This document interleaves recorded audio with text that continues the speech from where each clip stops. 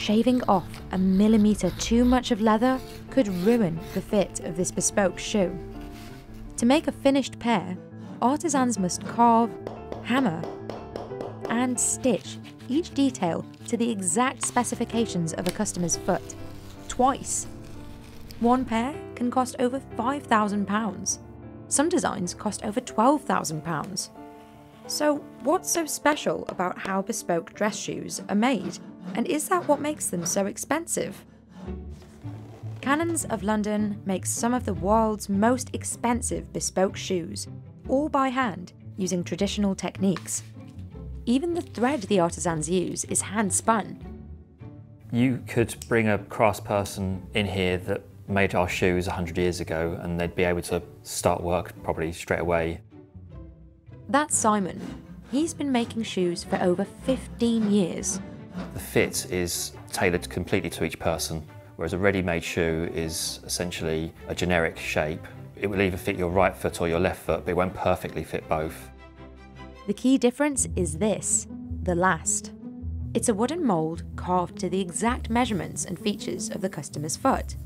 It's the foundation of the whole shoe. It determines whether the shoe's going to be comfortable. It's also the style.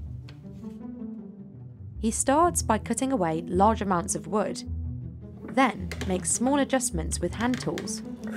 Even the smallest little half a millimetre sometimes can just make all the difference. It can just throw the whole thing off. The easiest thing for me to do would be to just make a beautiful last. The challenge is to make it beautiful and to actually make it fit. Last making is Simon's specialty. He inherited this workbench from the shoemaker who trained him. This has been in the business for forever.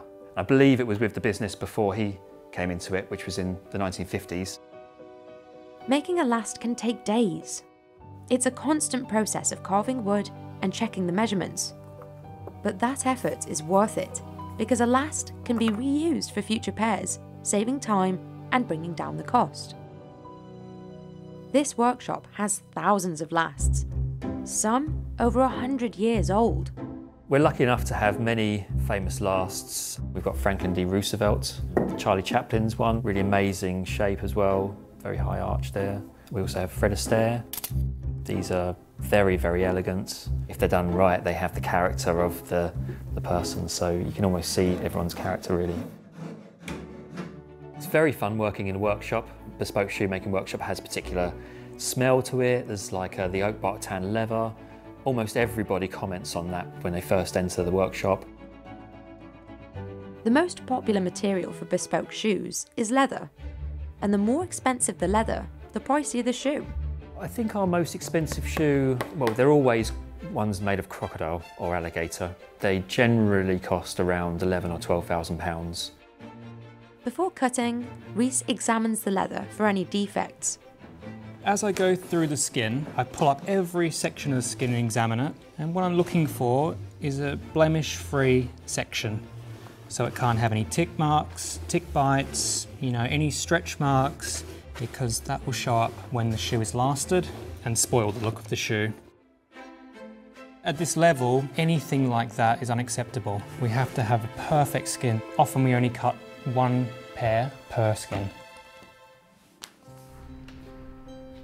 This leather will become the upper, the top part of the shoe. Artisans pull it tightly over the last and carefully work it into shape to ensure there's no excess material or wrinkles.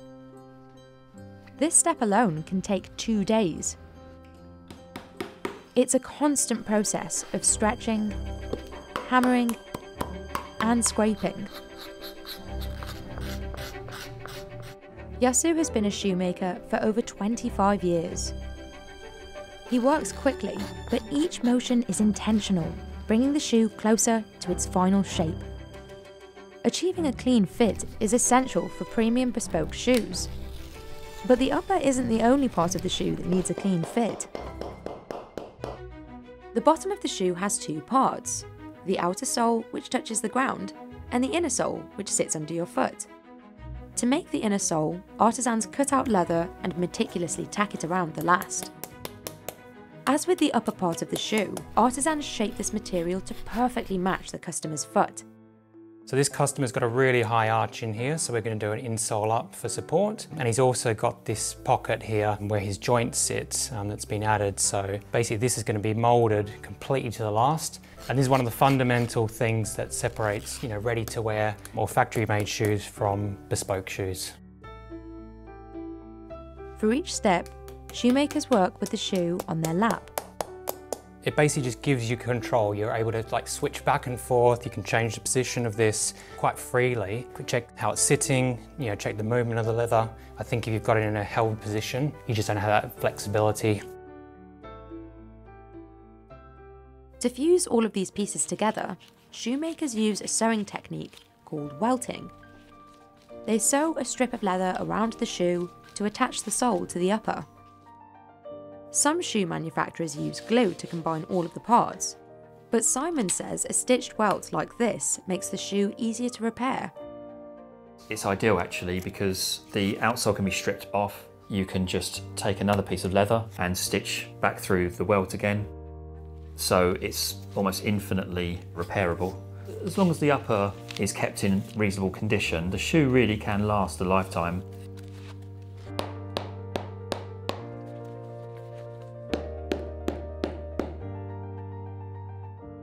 All of the time and materials that go into making a bespoke shoe are reflected in the price.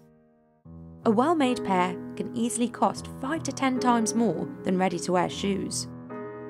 A ready-made shoe would easily be made in a day. There's made in a factory environment. You could quite easily notice the difference. When you put your feet into the shoe, you'll lock into a bespoke shoe. It's because the insole has been blocked to the shape of the bottom of your foot. For Simon, crafting the perfect fit for a client makes all the effort worth it. I like the journey that it takes. That you go on a journey with each of these individual people, which might last for many, many years. It could last for, your whole career when you're doing it. For centuries, the UK was a hub for all kinds of shoemaking. But in the late 20th century, the industry struggled to compete with cheaper mass-produced shoes. Today, there is far less demand and far fewer shoemakers. Simon makes around 200 bespoke pairs each year. But the industry isn't gone yet. Over the past decade, there has been increased demand for bespoke shoes from Japan and the US. Many bespoke shoemakers in the UK now rely on their international clients. And Simon says there has been an increase in young craftspeople looking to learn the trade. When I started, I was told by the master last maker that it was a dying trade, and actually the complete opposite has happened. There's so many young people now that are coming into the craft and learning about it and wanting to get involved and become shoemakers or last makers.